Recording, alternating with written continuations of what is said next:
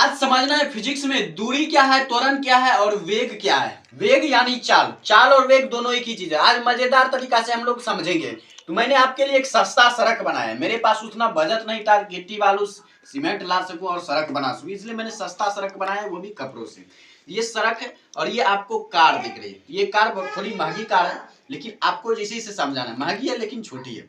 तो दूरी के सबसे पहले समझते हैं, लेकिन इससे भी पहले जो हमें समझना है वो समझना है निर्देश फ्रेम को। अगर आप निर्देश फ्रेम समझ गए तभी दूरी समझ सकते हैं। तो निर्देश फ्रेम क्या है कि किसी भी चीज को आधार बनाकर, किसी भी चीज को आधार बनाकर जो हम दूरी बतलाते हैं उसे हम निर्देश फ्रेम कहते हैं। जैसे ये कार है और ये टैब है, तो टैब से पूछा जाए कि कार की दूरी कितनी है तो आप नाप के बता सकते हैं। तो मान लीजिए 10 सेंटीमीटर है। टैब से जो कार की दूरी कितनी है, 10 सेंटीमीटर। यहाँ पर ये किसको आधार बनाकर, आपने टैब को आधार बनाकर बताया कि कार की दूरी कितनी है, 10 सेंटीमीटर। तो ये टैब जो अभी क्या है, निर्देश फ्रेम। इस कार का क्या है, निर्देश फ्रेम। और निर्देश फ्रेम चेंज भी हो सकता है। जैसे ये कार, ये टैब जो उठकर अब यहाँ चलेगी, तो यहाँ से अब कार की दूरी कितनी है, तो अब जो है मान लीजिए अब जो है 5 सेंटीमीटर है। अब 5 सेंटीमीटर कार और टैब के बीच की, तो निर्देश फ्रेम चेंज भी हो सकता है, लेकिन बताना है निर्देश फ्रेम के अनुसार ही। लेकिन हम अगर निर्देश फ्रेम हटा दे और आपसे पूछे कि ये कार कितनी दूरी पर है, कार कितनी दूरी पर है, तो आपके मन में सवाल ये जरूर आएगा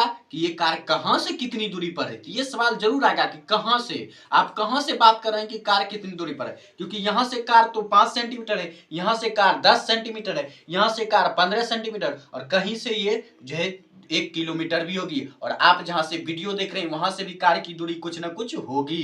तो इसलिए जो एक निर्देश फ्रेम का होना जरूरी है दूरी बतलाने के लिए।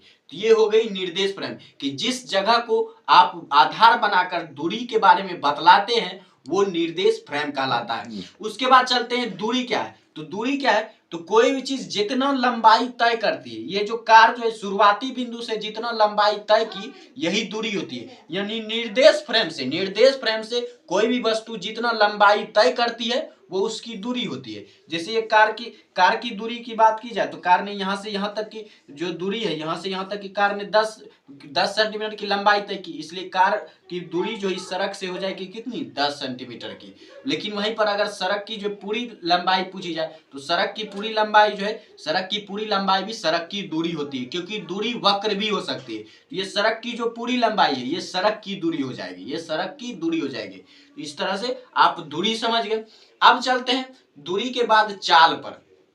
तो चाल क्या है, तो देखिए दूरी के बाद चाल समझते हैं। तो दूरी में जब समय के अनुसार बदलाव आता है, दूरी जब समय के अनुसार बदलने लगता है तो वो चाल बन जाता है। जैसे कि यहां से अभी ये 0 पर है, शुरुआती बिंदु पर, सड़क के शुरुआती बिंदु पर ये कार जो है 0 है, इसका चाल कुछ भी नहीं, लेकिन ये चलेगा तो कुछ ना कुछ चाल से चलेगा। कि आप ये धीरे धीरे, ये कार जो है धीरे धीरे चल रही है, मान लीजिए धीरे धीरे चल रही है, तो इसका मतलब है कि ये 1 घंटा में जो है हमें जो है एक 10 किलोमीटर पहुंचाएगी। कोई कार इस तरह से चलती है वो 1 घंटा में 100 किलोमीटर भी पहुंचा सकती है। कोई कार ऐसे भी चलती है 1 घंटा में आपको 50 किलोमीटर पहुंचाएगी। तो इस तरह से समय के अनुसार जो हम दूरी बतलाते हैं उसे हम क्या कहते हैं, चाल कहते हैं, यानी वेग कहते हैं। तो जब समय के अनुसार दूरी बदलने लगता है तब हम उसे क्या कहते हैं, चाल कहते हैं। या समय के अनुसार जब हम दूरी को बतलाते हैं, समय को साथ लेके जब हम दूरी को बतलाते हैं तो वो चाल कहलाता है, या दूसरी भाषा में कहेंगे वेग कहलाता है। लेकिन वही वेग जब बदल जाता है, जैसे कि कार चल रही है 40 किलोमीटर प्रति घंटा के,